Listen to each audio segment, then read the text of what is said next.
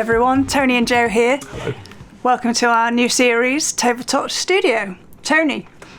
Hello. What are we doing today? Well, the idea behind this is to show people not to be afraid of hardware and why people should think of having a hardware setup without spending lots of money.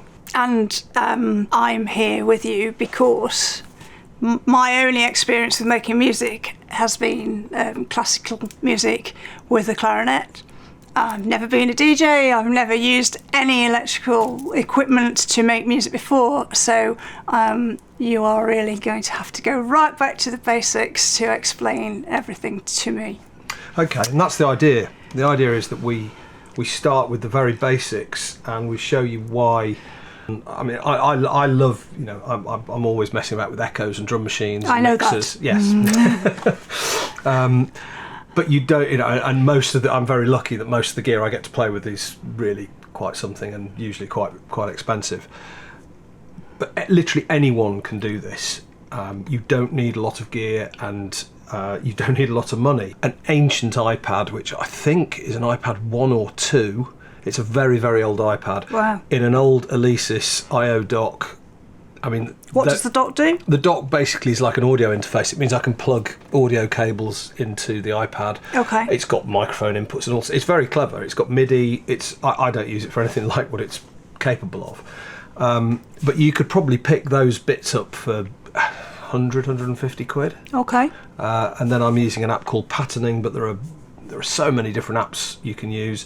Actually, taking even more back to basics, let's get rid of the iPad. Most people have got a phone. In fact, I think everyone these days has got a phone.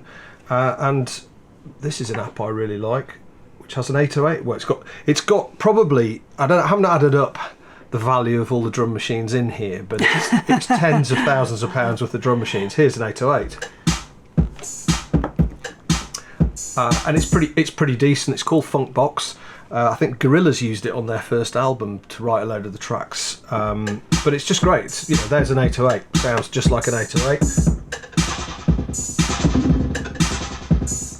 So, this is a mixer. Okay. Right. Let's start at the basics. So, the first thing in a hardware setup, not necessarily. You could actually just have a delay pedal, plug your phone into a delay pedal and go straight into your computer or your recording program. Really? Wow. Yeah. I like using a mixer and I'll explain why. So one immediate reason for using a mixer like this is, I just have to watch the levels here, as you can overdrive the inputs.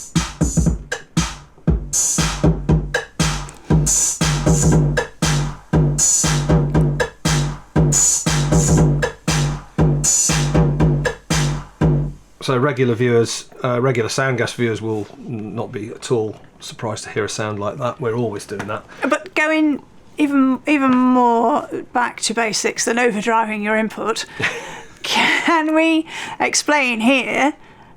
I'm going to have a guess now. These are the different channels. Yes. And however many channels you have is however many different pieces of equipment you can have in. Yes, mixer? This is 6 mono channels, so that's a stereo output. That's a stereo output. So actually, the output of that takes up 2 channels, okay, which you pan left and right, and the output of that takes up 2 channels, which you pan left and right. But yes, so this is a vintage Tascam mixer. They can be picked up for 100 quid on eBay or Reverb. When Soundgas sell them, they're a bit more. But our techs have gone through them. So if you were to buy one straight off Reverb or eBay, chances are every time you do that, it'd go. But they're all things that you can learn to service yourself in terms of just cleaning pots and faders. So that was going to be my next question. Was it? Yes. Oh, I'm sorry. What was your next question? Well, it's going to be how likely is it to work if I buy it straight from eBay? Well, it depends on what the seller says. I mean, what I would expect with one of these, when I buy one of these, I expect that all the sliders are going to go, and every time you turn something, it's going to, and the sockets are going to be noisy. So you might need to do a certain amount of not service work, but cleaning work to make it work perfectly. That said, I've had them arrive, and actually, yeah, you just move the pots a few times, it clears them. So it can be lack of use. It can be lack of use, and you can muddle along with there's one here that I've been messing around with that I quite like. It's an old Maxon. I like it because it's really small, really compact. It's got 8 channels, stereo. It's quite clunky. The inputs and outputs are a bit faulty. Every time I move things, it's a bit crunchy. Doesn't really matter. I can get away with it, and especially if you're recording into your computer, then you can just get away with it and cut the bad bits out. Okay. The important bit is having fun. You'll have a lot more fun if it isn't making crackly noises, because then you can do whatever you want and record everything, and it'll sound great. That looks a bit complicated. Yeah, I just wanted to highlight that just because I'm using a ancient Tascam 6-channel mixer, these were made in the era of the sort of Porter Studio and reel-to-reel recorders, so before computers.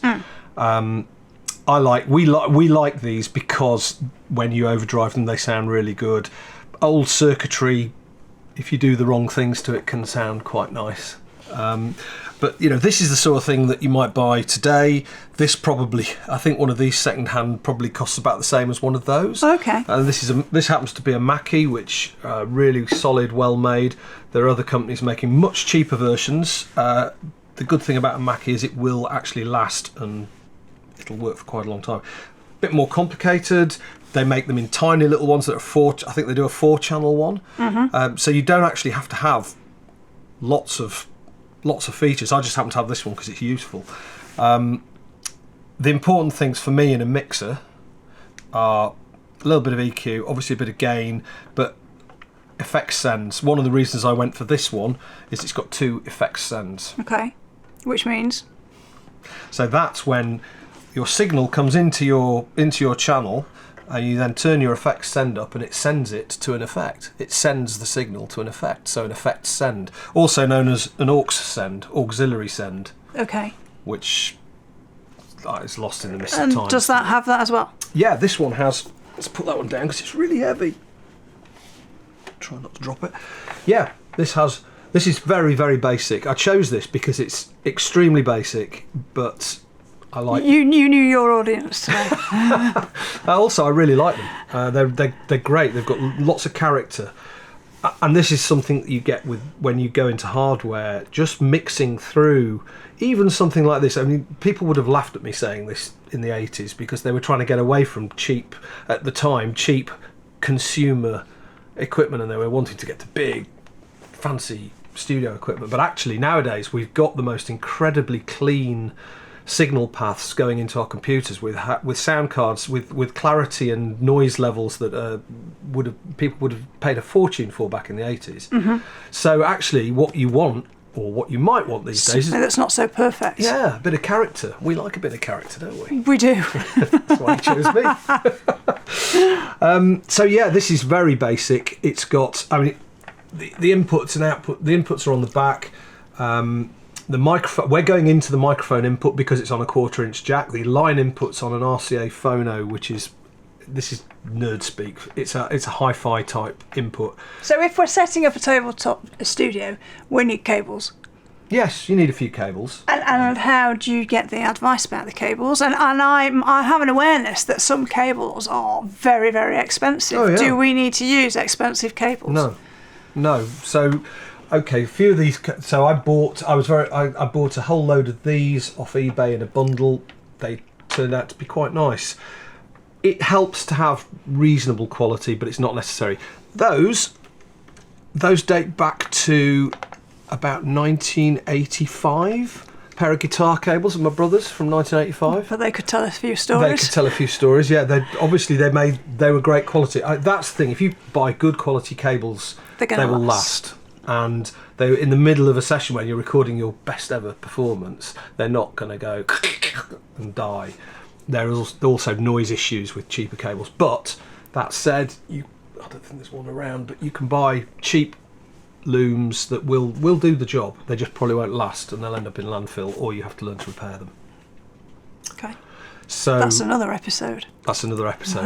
So just going down this Tascam M06, we're going into the mic input. Why are we going into the mic input with line levels? Is that a question for me? Yeah. Any thoughts? I'm supposed to be the one asking the questions. Do you want to ask the question? Why are we going into the mic input? I'm glad you asked that. Well, firstly, it's practical because it has a 1/4 inch jack, which is what all my cables are. Otherwise, I have to use a phono cable. But mostly because when you put a line level signal into a mic input and then turn the volume up, turn the gain up, it goes all crunchy, which we like.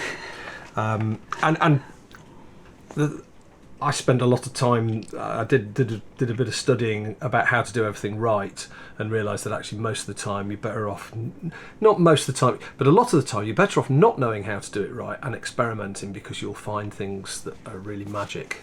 Show us that going into that. What we've been using. So we've been using the Funk Box with the 808 on it on an iPhone. Mm-hmm. That's why you'll be hearing a bit more noise than you would be otherwise. Can be a bit noisy going out of an iPhone like this. Better off using an interface. That's a stereo, a mono input, so one channel goes in, 2 comes out. Guiatone digital delay, state of the art probably about 30 years ago. Okay, in the 90s. Maybe 35 years ago.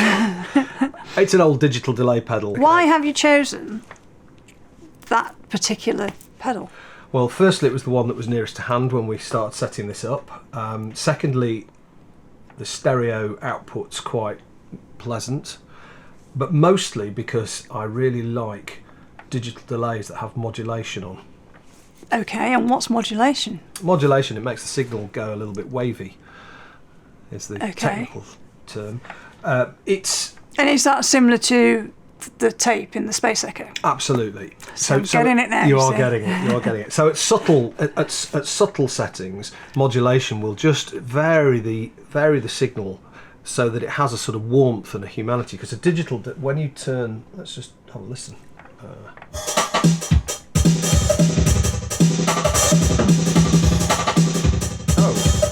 Suddenly we've gone to a Lindrum. How did we manage that? There we go.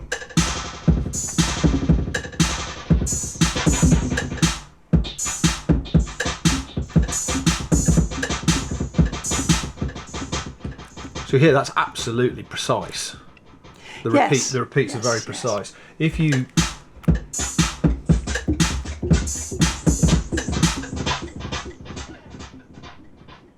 can you hear it kind of making?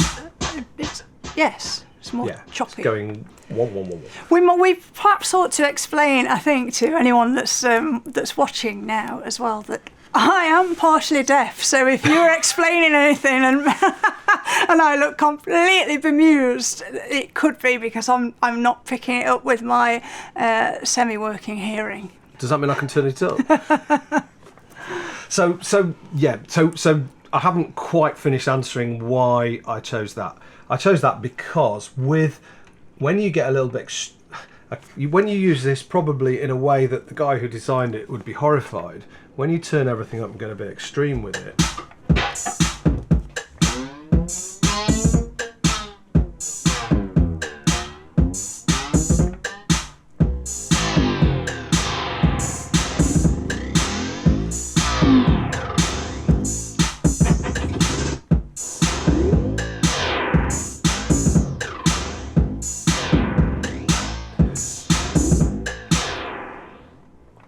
So you're getting all sorts of. It's very boingy. You're into flanging territory. A flanger is simply a short delay, a very short delay that's modulated, and that's where you get into that. And that's basically, a drum machine into a flanger like that, you're in soul wax territory. Okay. We like being in soul wax territory. Being in soul wax territory, yes. Thanks for watching, everyone. Hope you enjoyed the first episode of Tabletop Studio. If you have any comments, ideas, or suggestions and questions for the next episode, please get in touch with us. And I hope you enjoyed watching this as much as we enjoyed making it. Yeah, it was fun. Thanks for watching. Be sure to check the Patch Project Instagram feed and website.